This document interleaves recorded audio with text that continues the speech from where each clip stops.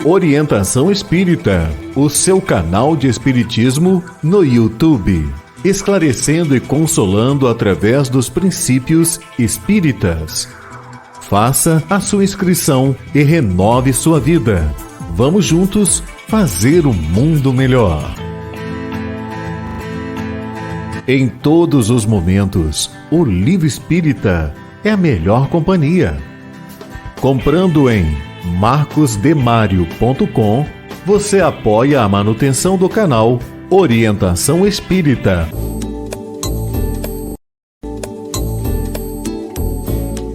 No canal Orientação Espírita, você encontra variada programação, pensada e feita para você. Acompanhe os nossos programas no YouTube. Um olhar para o futuro na construção da Era do Espírito.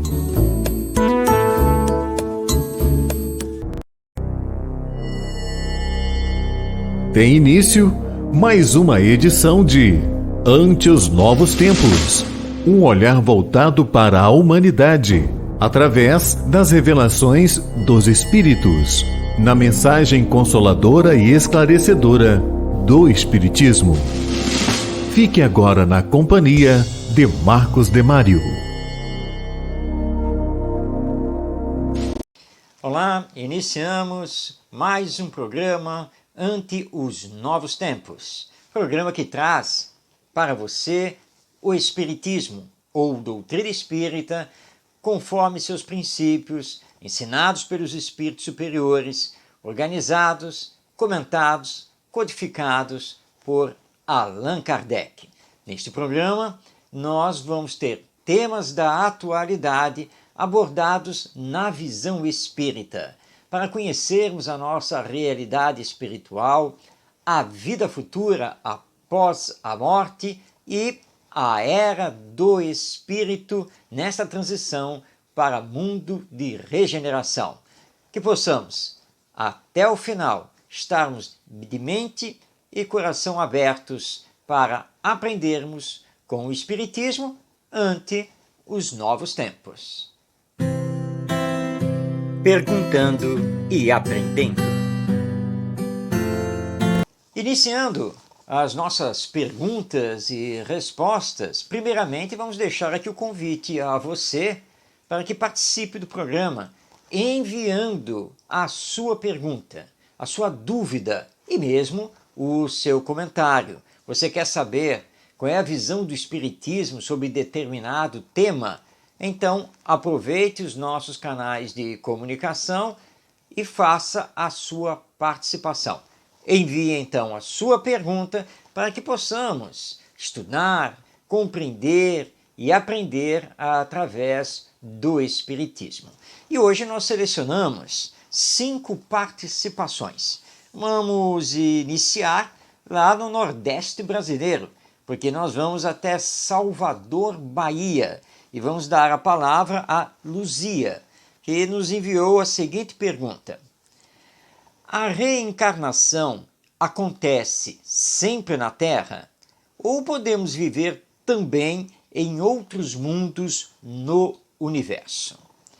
Bem, para respondermos esta pergunta, vamos focar no universo.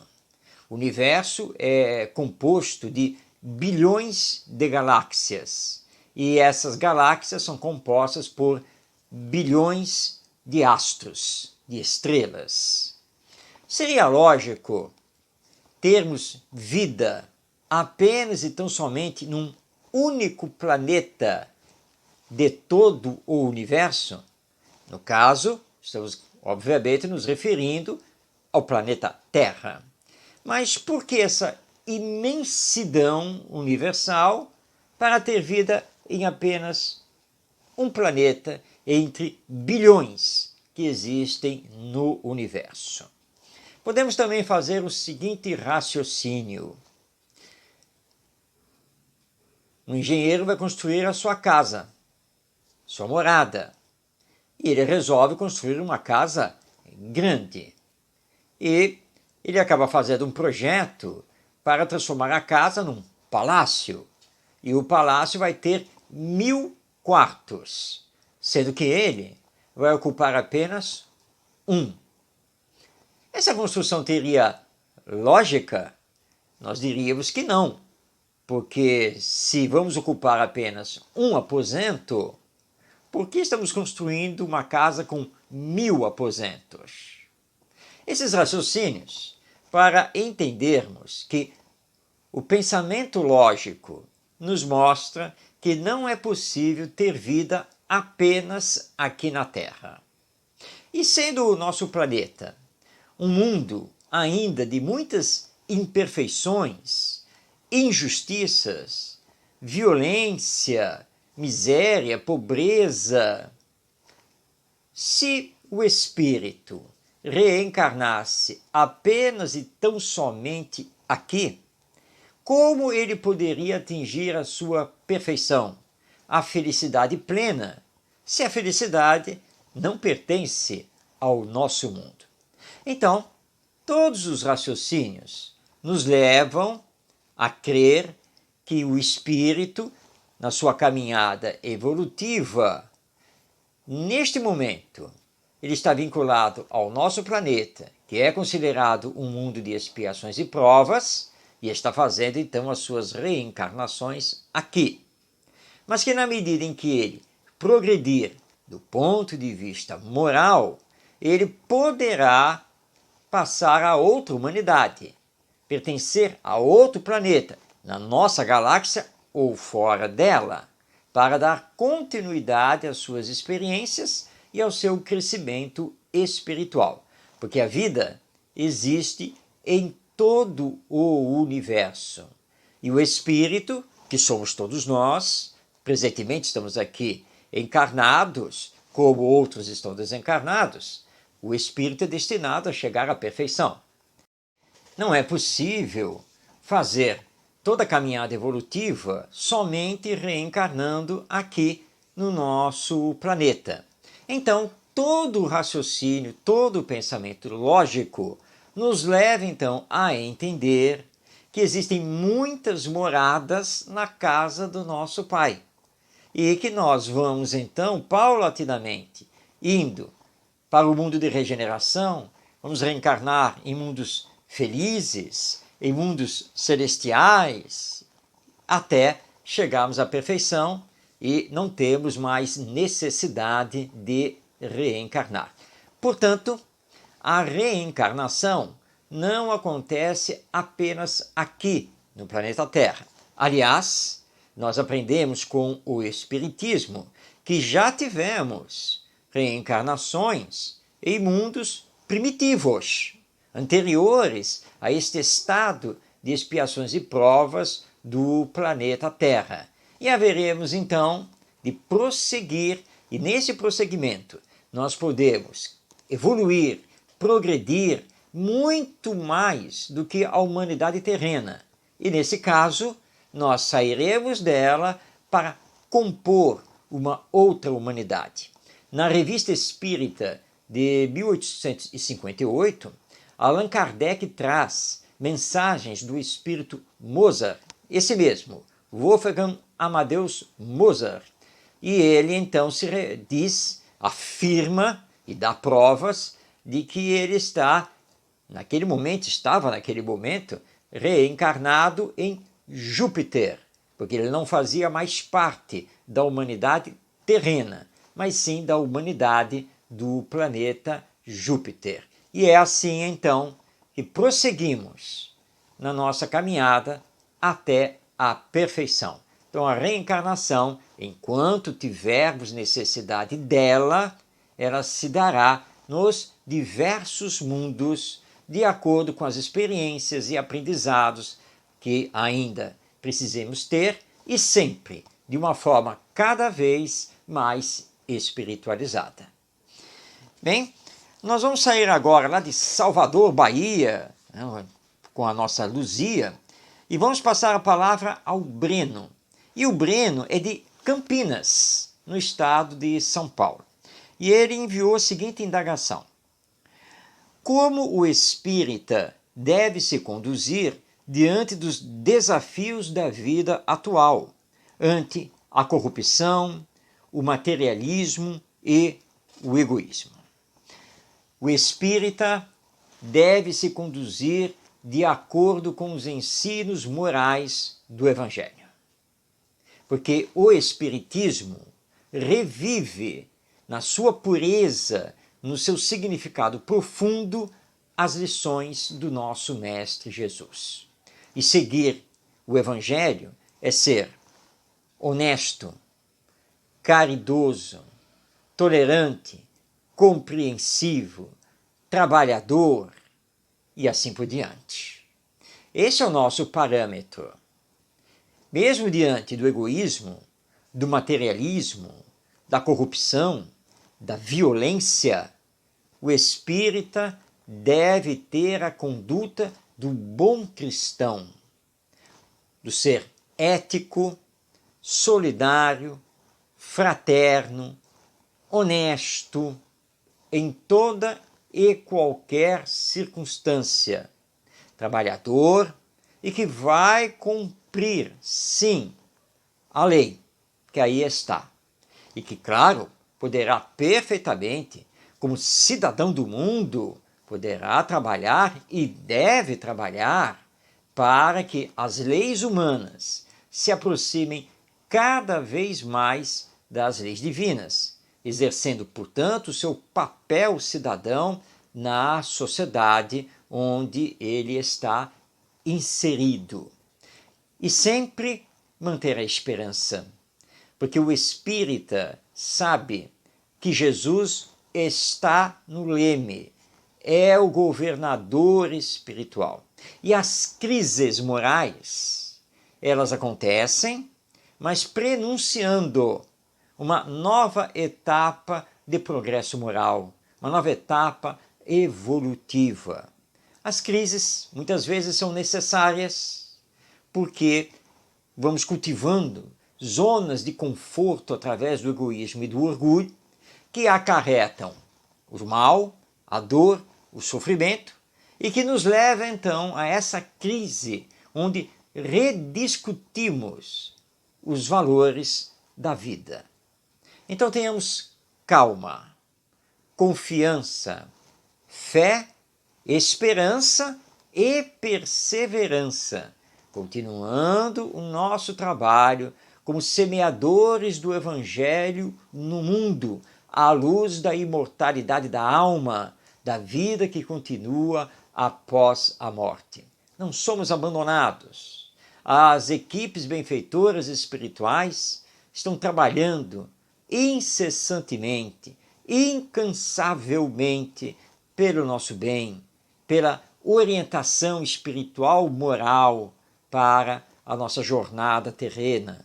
Então, mantenhamos-nos serenos, trabalhando, dando sempre o bom exemplo, porque tudo isso que está acontecendo nos dias atuais vai passar.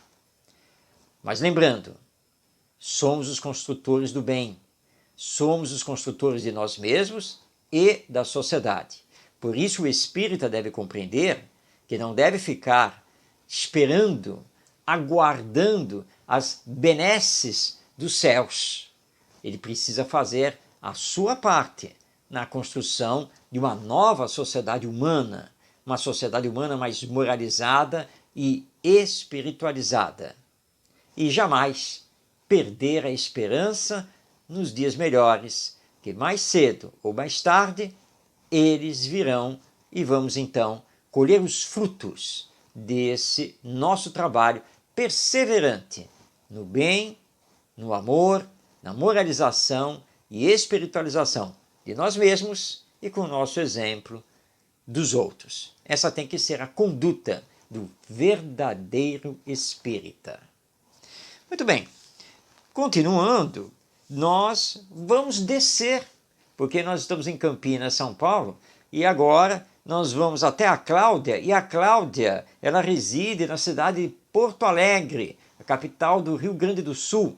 Então, indo para Porto Alegre, nós vamos então colher a pergunta da Cláudia, que é a seguinte: de que serve o arrependimento no momento da morte, se não há mais o que fazer? Bem, diante do pensamento materialista de que a morte é o fim de tudo, realmente, arrepender-se no instante ou nos instantes finais, lá no leito da morte, para pouco vai servir a essa pessoa, já que a morte, nesse caso, é considerada o fim de tudo. Mas poderá ter um significado profundo e benéfico para os que ficam, que receberam ali o arrependimento do morto. Mas nós espíritas temos uma outra visão sobre o assunto, porque, na verdade, sabemos que a morte não é o fim de tudo. A morte não é o término da vida. A morte é o anjo que abre a porta para o nosso retorno ao mundo espiritual. Um dos princípios do Espiritismo é a imortalidade da alma. Ou seja, todos nós somos almas ou espíritos imortais. Portanto, não morremos. O que morre no fenômeno da morte é o corpo orgânico. Mas eu, espírito, eu, alma, eu continuo vivo, retornando ao mundo espiritual, onde viverei e mostrarei a minha individualidade e personalidade através do perispírito, que Paulo de Tarso chamava de corpo espiritual. Portanto, se a vida continua, o arrependimento no instante da morte é da máxima importância para o espírito. Embora fisicamente ele não tenha mais o que fazer, apesar de confessar o seu arrependimento, porque ele não terá mais tempo nem forças orgânicas para executar nada, mas em retornando ao mundo espiritual e continuando vivo, o arrependimento vai levá-lo a uma situação espiritual melhor.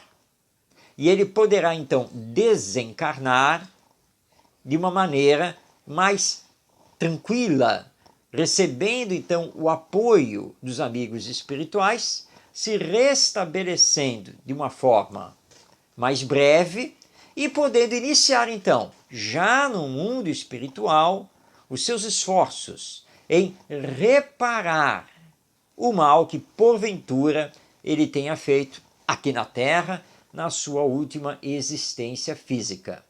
Então, o arrependimento é muito valioso para o espírito. E é por isso que nós espíritas nos colocamos contrários à eutanásia. Deixemos que o espírito desencarne de forma natural, para que ele possa ter, mesmo que seja no último instante, mesmo que seja apenas mentalmente, sem ter forças para verbalizar para nós o seu arrependimento, mas que ele possa ter essa tomada de consciência, retornando então ao mundo espiritual mais aliviado, mais em paz. Porque, embora sabendo de todo o mal que cometeu contra nós, ele chegou à conclusão de que estava equivocado, de que estava errado, e perante Deus, através da sua consciência, ele se arrependeu, e aí ele vai iniciar o processo para reparar. E isso não depende dele reencarnar. A reparação tem início já no mundo espiritual, até que ele venha então a ter uma nova oportunidade reencarnatória para continuar a reparação e a sua evolução. Então, sim, o arrependimento no instante da morte é válido, é importante. E se porventura, lá no leito da morte, ele pôde verbalizar o arrependimento e pedir perdão, compete a nós, então aceitarmos esse pedido, orarmos por ele que está partindo e entregando-o a Deus, permitindo então que ele se refaça e comece a reparar todo o mal que foi realizado. Então, à luz do Espiritismo, todo e qualquer arrependimento no leito de morte, nos instantes finais, é muito importante para o espírito e para todos aqueles que fazem parte da sua família espiritual. Vamos então colocar aqui a imortalidade da alma e a vida futura para modificarmos esse nosso pensamento, porque muitas pessoas pensam mesmo isso. O que adianta isso? Agora ele quer se confessar, agora quer se arrepender, agora não tem mais tempo para reparar as coisas. Não tem mais tempo nesta encarnação, mas terá tempo no mundo espiritual e na próxima encarnação. Muito bem, vamos agora responder ao Otávio. E para responder ao Otávio, nós vamos sair lá de Porto Alegre, porque a Cláudia que nos fez essa pergunta é moradora lá de Porto Alegre, e nós vamos ter que subir o Brasil, porque vamos agora até Recife, no nosso estado de Pernambuco, porque o Otávio é de lá e nos enviou a seguinte pergunta: o que é o projeto reencarnatório? Tudo já está escrito ou temos alguma liberdade para agir? Bem, se tudo estivesse escrito, ou seja, tudo que tem que acontecer na nossa existência já estivesse previsto, seríamos robôs, não é mesmo? Seríamos máquinas, nada mais do que isso, programadas, do berço até o túmulo. Mas todos nós sabemos que isso não é verdadeiro, porque todos os dias nós temos liberdade de pensar, de tomar decisões e de agir. E, portanto, não está tudo programado. Por isso, então, quando estudamos o Espiritismo, nós compreendemos que planejamento reencarnatório, ele sempre existe, mas ele é feito nas suas linhas gerais, não nos seus detalhes. Porque os detalhes dependem do uso do livre-arbítrio. E isso é maravilhoso. Saber que Deus nos concede a liberdade de pensar e de agir, e de fazer escolhas. Mas é da lei divina que, como temos essa liberdade, que se chama livre-arbítrio, é da lei divina que temos que assumir as consequências das nossas escolhas, das nossas ações. Porque temos consciência, nós somos conscientes de nós mesmos, de quem somos, o que estamos fazendo aqui, o nosso potencial. E, portanto, a lei divina nos cobra sempre que assumamos as consequências do que estamos fazendo. Planejamento reencarnatório, portanto, ele é em linhas gerais. E significa o planejamento que é feito no mundo espiritual para a nossa reencarnação.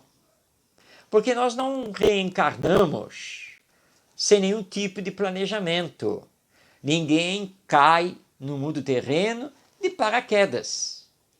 Ninguém se encontra com alguém por acaso. Aliás, para nós espíritas, o acaso não existe. Tudo tem a sua razão de ser. Mas fazemos a nossa caminhada. Nós podemos seguir em linha reta ou podemos entrar por atalhos.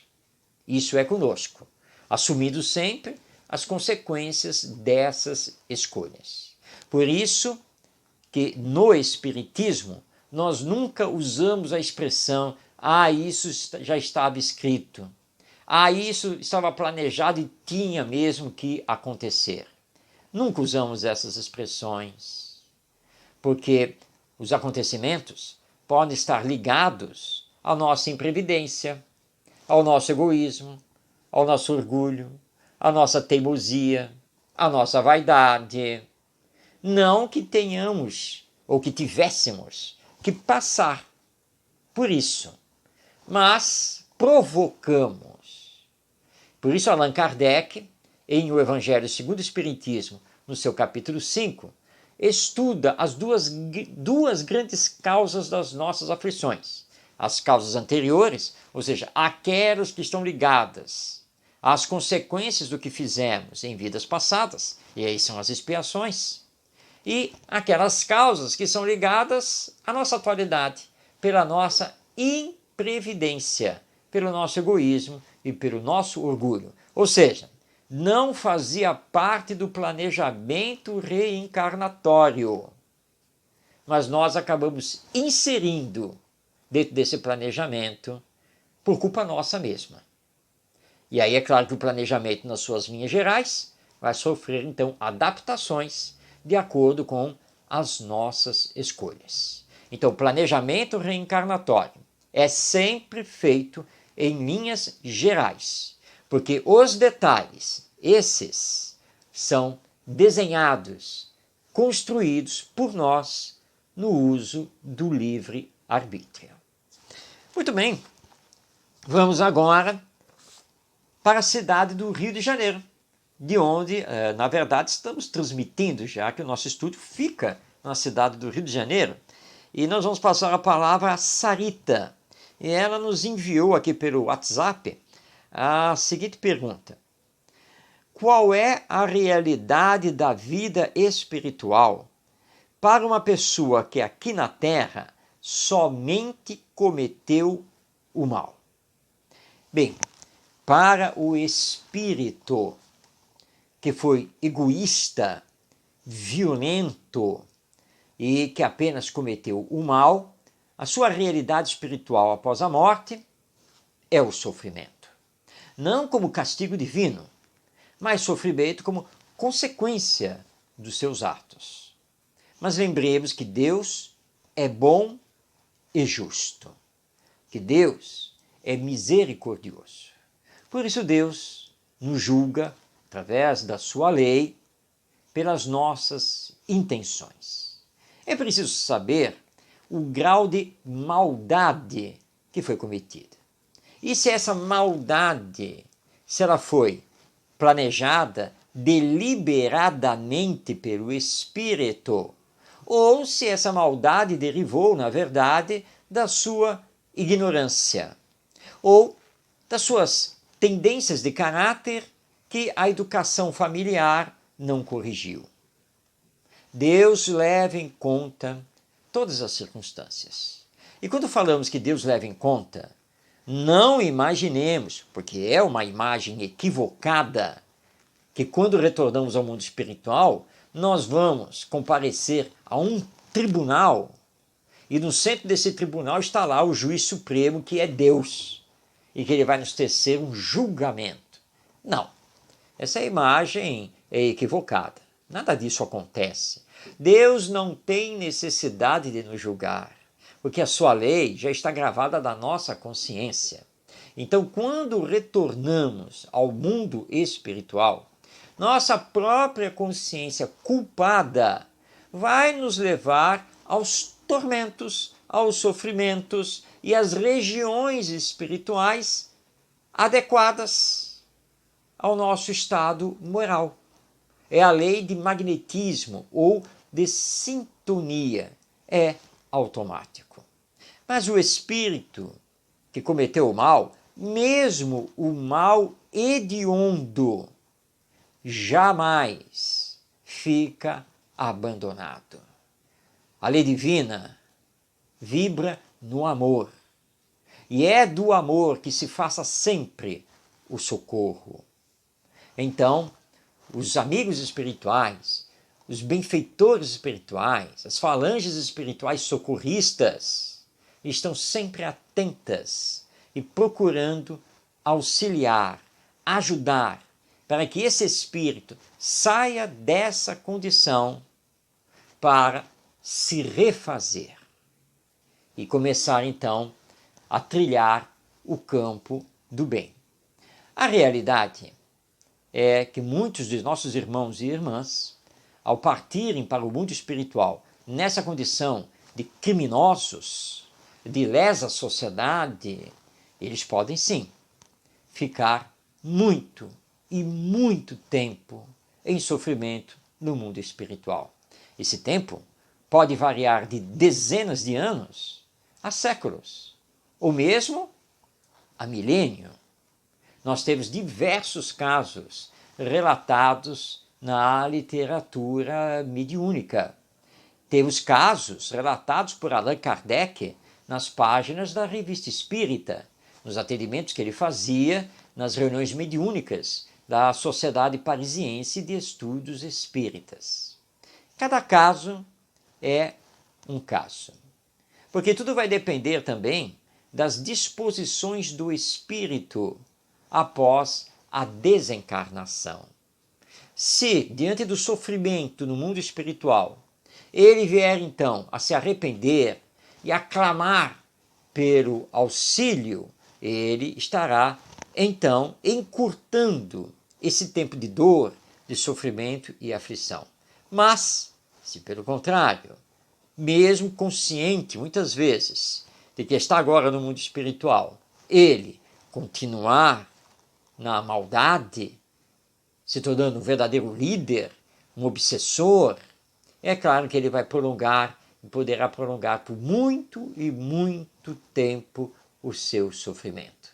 Mas o que nós queremos é que todos retornemos ao mundo espiritual para ter um encontro com a felicidade. E para isso é preciso, aqui na Terra, cultivar o bem, aqui na Terra, combatermos em nós mesmos os vícios para desenvolvermos as virtudes, até que o bem suplante o mal, quando o nosso mundo será então de regeneração.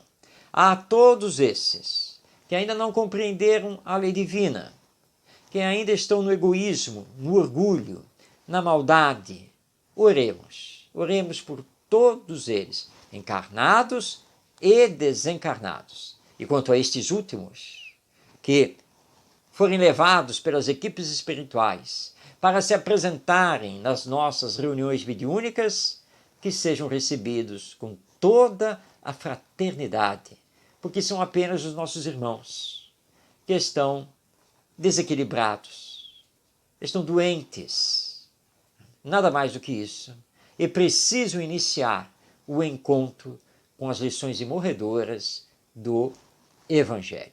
Mas essa é, então, a realidade. Portanto, vamos pegar o caminho da bondade, porque o caminho da maldade, o caminho do mal, sempre nos trará consequências muito ruins.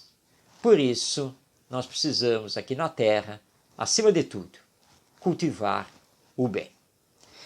Essas foram as perguntas que selecionamos para a edição aqui do nosso programa Ante os Novos Tempos, mas estamos aguardando a sua participação. Você enviar a sua pergunta. Se você quer saber qual é o pensamento espírita sobre determinado tema, você tem dúvida sobre algo do próprio espiritismo, aproveite então os nossos canais de comunicação, que estão aí na tela, e envie então a sua pergunta para que possamos respondê-la em próxima edição do nosso programa. Não deixe de participar, porque a sua participação, a sua interação conosco é que enriquece o nosso programa. Estamos aqui aguardando que você envie a sua pergunta. Poesia Espírita.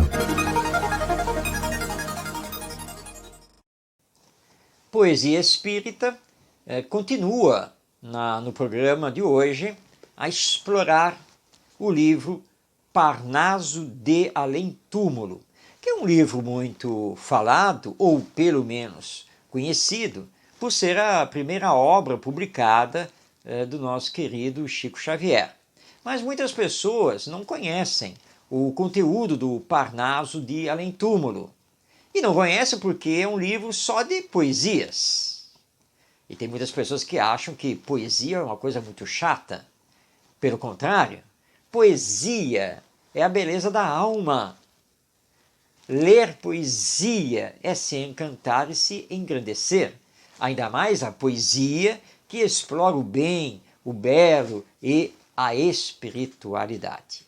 E o Chico Xavier psicografou muita poesia durante todo o seu mandato mediúnico. Não temos apenas o livro Parnaso de Além Túmulo, mas muitos outros, trazendo também os poetas do além, através do nosso querido Chico Xavier, que com aquela sua modéstia, sua humildade, nunca deu crédito a si mesmo, mas sim aos autores espirituais. Aliás, pelo contrário, porque o Chico Xavier dizia que ele, na verdade, era um atrapalhador dos espíritos, porque nem sempre ele conseguia captar tão fielmente e tão profundamente os ditados espirituais. Essa era a modéstia do nosso Chico Xavier. Pois bem, então, continuando a explorar o conteúdo do Parnaso de Além Túmulo, recebido pelo nosso querido Francisco Cândido Xavier, hoje nós vamos destacar o poeta Belmiro Braga. Belmiro Braga nasceu a 7 de janeiro de 1870, na cidade de Juiz de Fora, Minas Gerais, onde veio também a desencarnar no ano de 1937. Portanto, Belmiro Braga era um poeta mineiro, nunca saiu das terras de Juiz de Fora. Ele teve uma vida ligada ao comércio e depois ele foi um notário público, ou seja, trabalhou em cartório. Ele foi poeta, comediógrafo e jornalista e ficou bastante popular graças à espontaneidade da sua construção poética. Belmiro Braga foi membro da Academia Mineira de Letras e, na sua época, ele foi chamado de o Rouxinol Mineiro. Muito bem, Belmiro Braga retornou através da mediunidade do nosso Chico Xavier e vai nos trazer aqui uma série de quadras, ou seja, não são sonetos, são quadras, que ele intitulou de Bilhetes e, na sequência, mais uma série delas, que ele intitulou Quadras. Vamos então aqui conhecer os bilhetes de Belmiro Braga através do nosso Chico Xavier. Vamos então a eles. Se tens o leve agasalho do santo calor da crença, exemplifica o trabalho sem cuidar da recompensa. Não peças a aprovação do mundo pobre e enganado. Recorda que o mundo vão é grande necessitado. Vais procurar aventura? Toma cuidado. Os caminhos são crivados de amargura, atapetados de espinhos. Acalma-te na aflição, modera-te na alegria, não prendas o coração nos laços da fantasia. No curso de aquisições, não vivas correndo a esmo, esquece as inquietações, toma posse de ti mesmo. Recorda que tua vida é sempre uma grande escola. Muita fronte encanecida é fronte de criançola. Não perguntes ao passado, pela sombra, pela dor. O caminho é ilimitado, eterna a fonte do amor. Olha o monte luminoso, que símbolo sacrossanto. Quem desce é riso enganoso, quem sobe é suor e pranto. Não te aflijas. A bonança é flor de sabedoria. Não te esqueças que a esperança é a bênção de cada dia. No impulso que te conduz, age sempre com bondade. Todo o esforço com Jesus é vida na eternidade. Bem, esses são os bilhetes do poeta Belmiro Braga, através do nosso querido Chico Xavier, no livro Parnaso de Além-Túmulo. Mas ele vai nos dar ainda mais algumas quadras, que ele deu por nome simplesmente quadras, para a nossa reflexão. Vamos então a elas.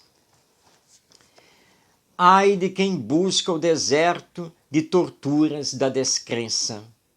Morrer é sentir de perto a vida profunda e imensa. Depois da miséria humana sobre a terra transitória, lastimo quanto se engana o ouro da falsa glória. Dinheiro do mundo vão, mentiras da vaidade, não trazem ao coração a luz da felicidade. Bem pobre é a cabeça tonta dos perversos e usurários, que morrem fazendo conta nas cruzes de seus rosários. É ditosa no caminho, alegre como ninguém, a mão terna do carinho que vive espalhando bem. Angústias, derrotas, danos, tudo isso tenho visto. Só não vejo desenganos na estrada de Jesus Cristo. Eis então as quadras do poeta Belmiro Braga, que retornou do além através da psicografia de Francisco Cândido Xavier e que nos brindou então com estas poesias rimadas aqui no livro Parnaso de Além-Túmulo. E já que vamos refletir sobre as poesias do espírito Belmiro Braga, nós aproveitamos para introduzir mais um vídeo de reflexão no nosso programa, porque agora é a hora de Para Viver Melhor.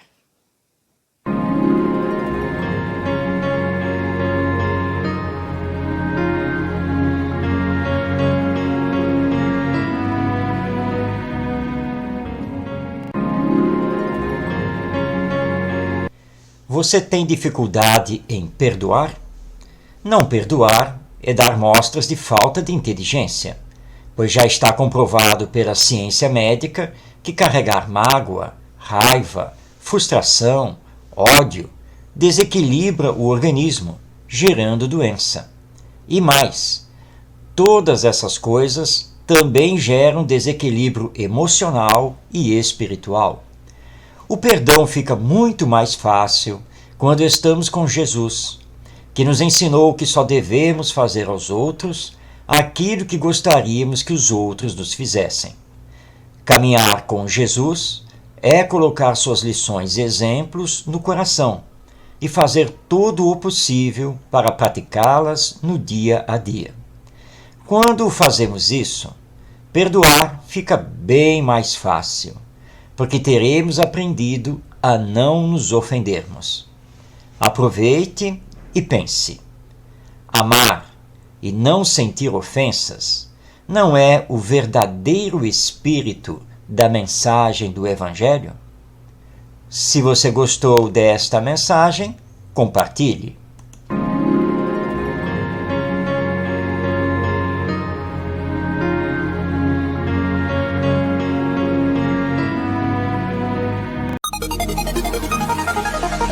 Entendendo com o Espiritismo. Hoje vamos abordar a missão de Jesus na Terra. Afinal, o que ele veio fazer aqui conosco? Por que ele foi crucificado? Todas essas respostas nós encontramos no Espiritismo. Porque desde os seus primórdios, com o lançamento de O Livro dos Espíritos por Allan Kardec, nós temos as abordagens profundas e na visão espiritualista da vida dos nossos amigos espirituais sobre Jesus. E nós podemos iniciar a compreensão da missão de Jesus Cristo através da questão 625 de O Livro dos Espíritos, quando ali ficamos sabendo que Jesus é o Espírito mais perfeito que Deus nos propiciou a conhecer e que Ele é o nosso guia e modelo. Allan Kardec, na sequência da codificação espírita, vai então explorar com mais profundidade a missão e o significado de Jesus aqui na Terra. E nós vamos encontrar textos na obra O Evangelho segundo o Espiritismo, que são importantes para compreendermos a missão de Jesus para a humanidade. E no capítulo 1, que tem por título Não Vim Destruir a Lei, nos itens 3 e 4, Allan Kardec aborda justamente o Cristo. Nós vamos aqui destacar um trecho do item 4 do capítulo 1 do Evangelho segundo o Espiritismo. Vamos passar então a palavra a Allan Kardec, abrindo aspas. Mas o papel de Jesus não foi o de um simples legislador moralista, tendo por exclusiva autoridade a sua palavra. Cabia-lhe dar cumprimento às profecias que lhe anunciaram o advento. A autoridade lhe vinha da natureza excepcional do seu espírito e da sua missão divina.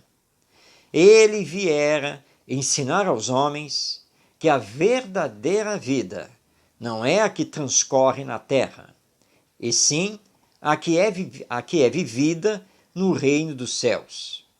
Viera ensinar-lhes o caminho que a esse reino conduz, os meios de eles se reconciliarem com Deus e de pressentirem esses meios na marcha das coisas por vir para a realização dos destinos humanos. Portanto, fechando aqui aspas, essas são as palavras de Allan Kardec, para nós espíritas, para o Espiritismo, Jesus veio até nós para nos ensinar a lei maior do amor. E para isso, ele se doou como exemplo máximo, cumprindo uma missão divina que já tinha sido anunciada pelos antigos profetas do povo judaico. E é por isso que em várias passagens do Evangelho, Jesus se afirma o enviado, o Messias, o Senhor, aquele que estava dando cumprimento às ordens do Pai, ou seja, Deus.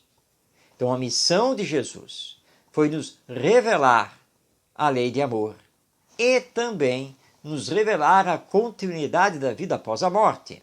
Quando ele fala, por exemplo, a Nicodemos, da necessidade de nascer de novo, e que o Espírito não vem da água. A água, naquela época, era símbolo da matéria. E ele é muito claro ao dizer que, na verdade, o Espírito nada tem a ver com a matéria. E que nós não sabemos de onde ele vem, nem para onde ele vai. Ou não sabíamos, porque com o Espiritismo nós sabemos que somos almas imortais e que viemos do mundo espiritual e para ele retornamos com a morte. Mas Jesus não podia, naquela época, dar esse ensino completo. Nós vamos encontrar também palavras belíssimas sobre o nosso Mestre Jesus na obra Livro da Esperança, que é uma obra do Espírito Emmanuel, através da psicografia de Francisco Cândido Xavier.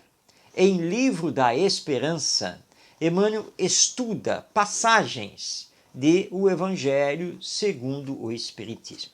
E nos chamou a atenção um parágrafo da introdução dessa obra. Essa introdução escrita também por Emmanuel. Vamos abrir aspas, vamos passar a palavra ao nosso querido amigo espiritual. Ele diz o seguinte: das esferas superiores tornaram os mensageiros da providência divina, asseverando que Jesus vive para sempre, junto de nós, sem desesperar de nossas fraquezas. Mestre abnegado repete indefinidamente a mesma lição, milhares de vezes. O orientador dá-nos serviço e aponta-nos o rumo certo na estrada a palmilhar. Amigo, compreende-nos as faltas e incorreções, sem privar-nos do auxílio. Companheiro, caminha conosco, alentando-nos os sonhos, multiplicando-nos as alegrias das horas sem nuvens e enxugando-nos as lágrimas nos dias de provação e desalento, sem humilhar-nos a pequenez. Fechando aspas, são palavras então de Emmanuel na introdução da obra Livro da Esperança. Para o Espiritismo, Jesus é o nosso irmão maior. É aquele que já chegou à perfeição e recebeu de Deus a missão de governar a humanidade terrena. E aqui esteve conosco há mais de 2000 anos para exemplificar a lei de amor, para dar exemplos de bondade, de humildade, de serviço ao próximo, nos indicando que esse é o caminho para encontrarmos a paz e a felicidade. E ele é levado à crucificação porque assim tinha que ser. Tanto que, com esse ato, ele dividiu a história da humanidade em antes e depois dele.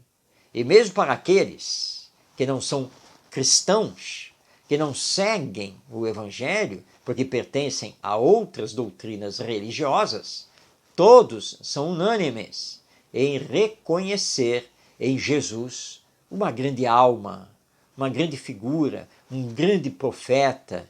Todos veem Jesus com muito respeito. E para nós espíritas, Jesus é o nosso guia e modelo. E, portanto, é a ele que temos que nos esforçar em seguir. Essa é a missão de Jesus. Nos levar ao encontro da lei divina, ao nosso próprio aperfeiçoamento espiritual. E ele trabalha conosco até os dias de hoje, continuará a trabalhar conosco, a nos amparar, cumprindo os desígnios da lei divina. Portanto, temos muito respeito ao nosso Mestre Jesus e muito que agradecê-lo por ter trazido para nós o Evangelho que consubstancia a lei de amor, o amai-vos uns aos outros, do qual somos tão necessitados. Esforcemo-nos para termos em Jesus o nosso guia, o nosso modelo. Esforcemo-nos para colocar em prática os seus ensinos morais, porque o verdadeiro espírita deve ser também um verdadeiro cristão. Bem, chegamos ao final de mais um programa Ante os Novos Tempos, agradecendo pela sua companhia, pela sua participação, e que possamos estar juntos toda quarta-feira, 19h, através do canal Orientação Espírita, transmitindo pelo YouTube. Que a paz esteja em seu coração, que possamos estar sempre voltados à caridade, para que a era do Espírito possa definitivamente ser implantada aqui na Terra e sairmos deste estágio de mundo de expiações e provas para mundo de regeneração. Jesus lhe abençoe, um grande abraço e até o nosso próximo encontro.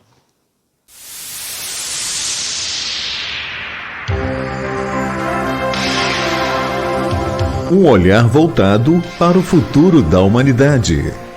As revelações dos Espíritos. A mensagem consoladora e esclarecedora do Espiritismo. Este é o programa Ante os Novos Tempos.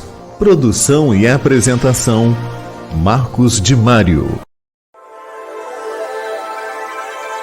Orientação Espírita, o seu canal de Espiritismo no YouTube. Esclarecendo e consolando através dos princípios espíritas. Faça a sua inscrição e renove sua vida. Vamos juntos fazer um mundo melhor.